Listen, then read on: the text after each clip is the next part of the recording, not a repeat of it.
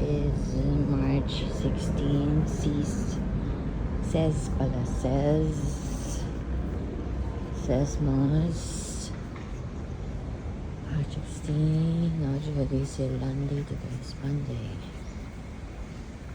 Back to filming my walking journey, my morning routine. I'm trying to be happy again. Gulo yung mundo ko ng March 13. Kapalang ng gabi na gulo na. And then 13, 14, nanood si Josh ng A Chorus Line.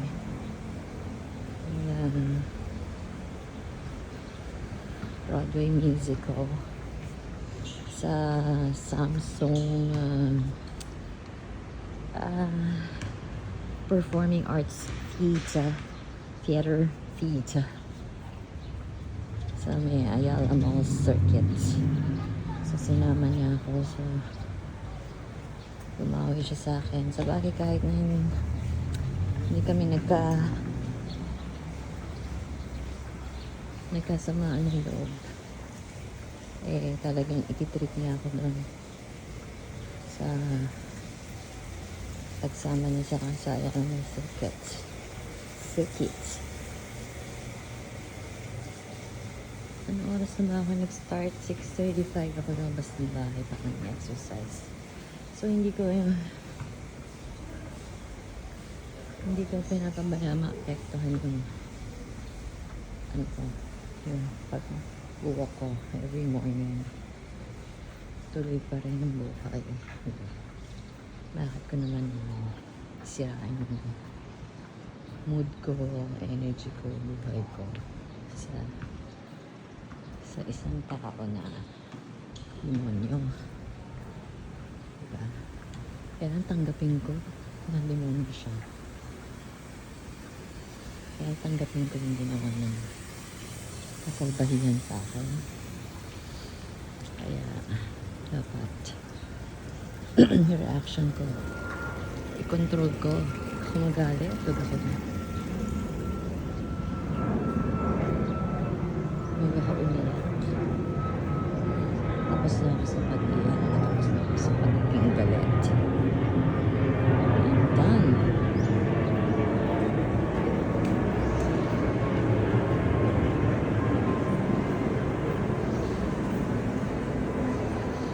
Hindi pala nag-gym ngayon si Kim na.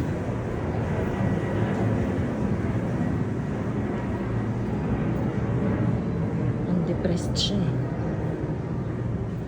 Gusto mag-resign. Gusto mag-resign. Tapos tsaka siya hanap ng work, diba? Kumusta naman yung ganun? Gusto niya nasa kami kay Josh. Gusto. Akala niya pwede yun. Nakapal naman ang mukha, diba? Aasa sa anak niya nang wala naman siyang kontribusyon.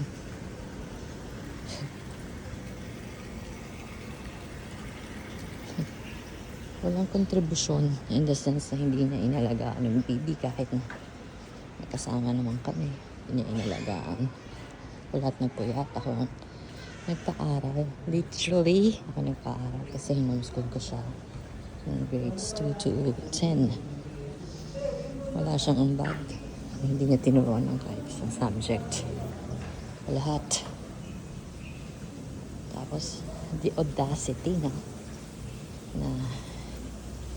aasa siya sa anak niya nang wala siyang ambag. Grabe.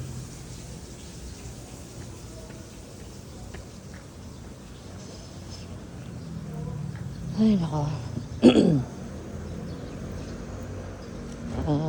6 years ago today nung sinugod namin si Joshua sa hospital in French Hospital dahil naulit na naman yung sa colon niya. Ay, hindi ako na pag-usapan. Puro sad news, sad stories. Ako na ito may araw dito ulit ako.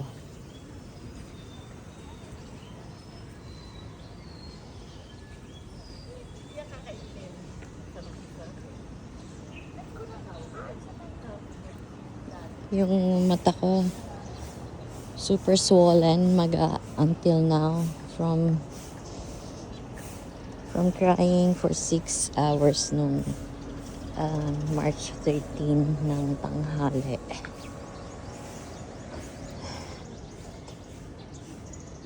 Yun. Ayoko na go into details. I'm just saying it to myself now. At least after a few months, siguro okay na ako. Hindi na ako depressed. Kabukas lang, hindi na, di ba? Para pag napanood ko to, makikita ko yung improvement ko. Yun lang. I'm journaling lang.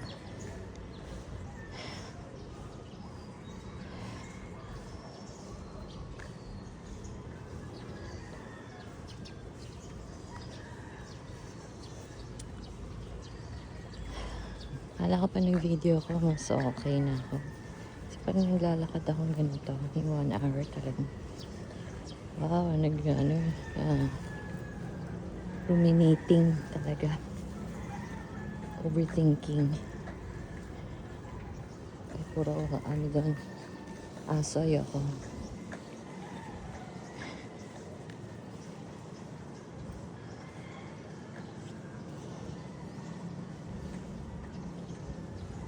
Aba, bakit may chicken dito? May rooster nagko-crow. Crow ba tawag doon? Yeah. Ito yung araw. Dito ako. I need the UVB rays. Yung direct sunlight talaga.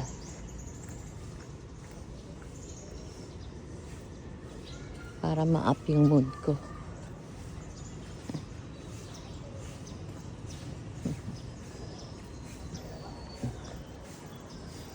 Yun, oh. Kanina pa sana ako mag-walk. 6 a.m. Kasi gising na ako ng before 6. Kaya lang wala talagang sunlight. Ayoko ng ganun. Nag-extend to yung 1 hour ko kasi kaka-catch ng sunlight.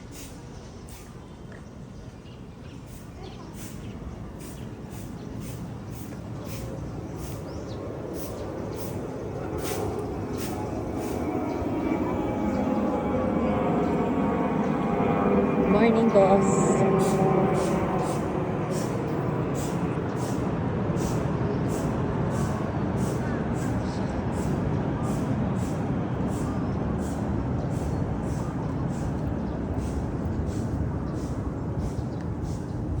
Sunlight. Dito ako.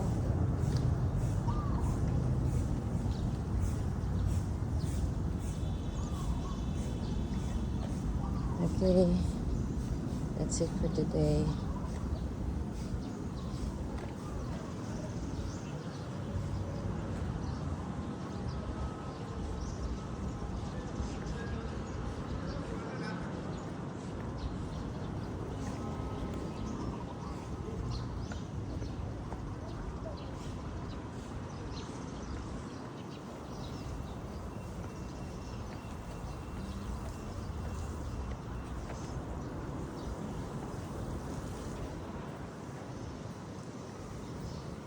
Kit ako dito.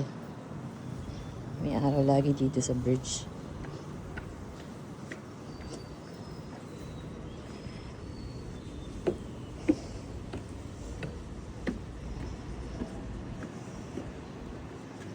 There.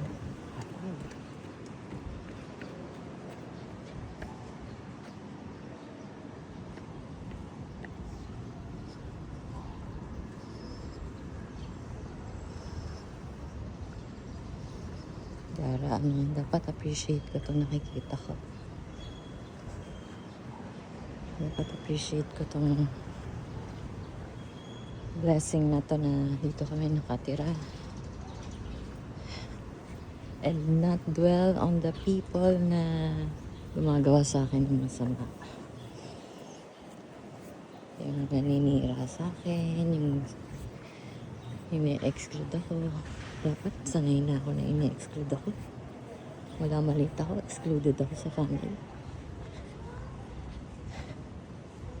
Dapat tanggap ko na yun eh. Dapat immune na ako eh. Pero ibig sabihin, hindi pa ako nag-heal kaya hindi pa ako immune. I need to heal.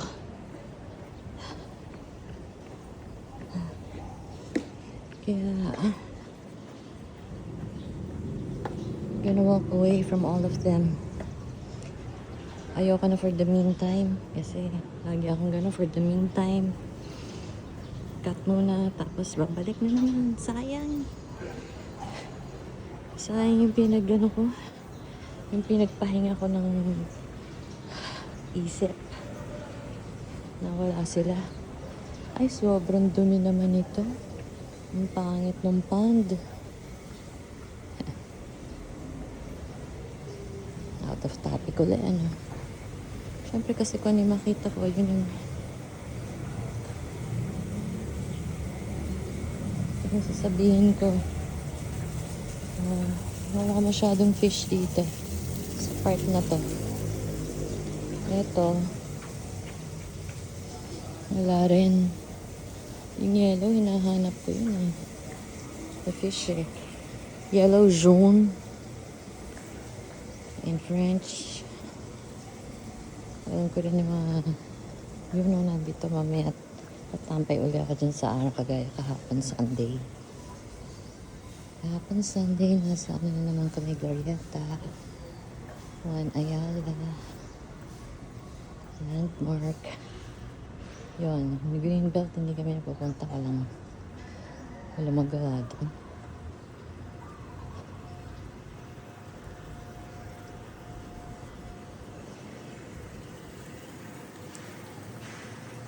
Ayan. So, ikot-ikot lang dito sa clubhouse.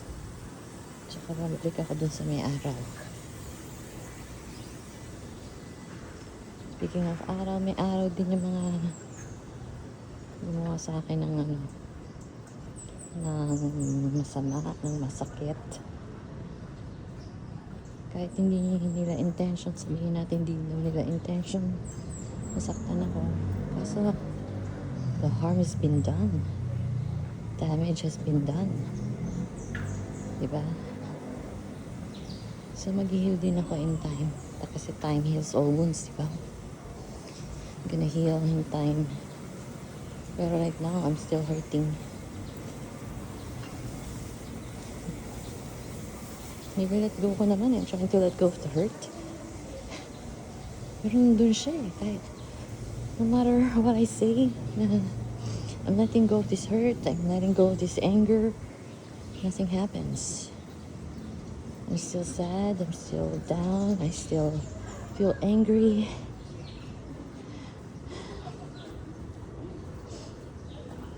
Kahit anong ginagawa ko, kahit busy ako, ulit, kagaya naglalakad ako, nagluluto. Still ruminate. Ayan, dito meron. Asya na. Chicky, you'll be fine. You'll be more than fine. You don't need anybody. Sabi nga sa akin noong nakausap ko sa helpline noong March 13, sabi niya, Chicky, be compassionate to yourself. Yeah, I will. I'm gonna. Okay. I love you so much, Chicky. You're okay. You're the best. Au revoir.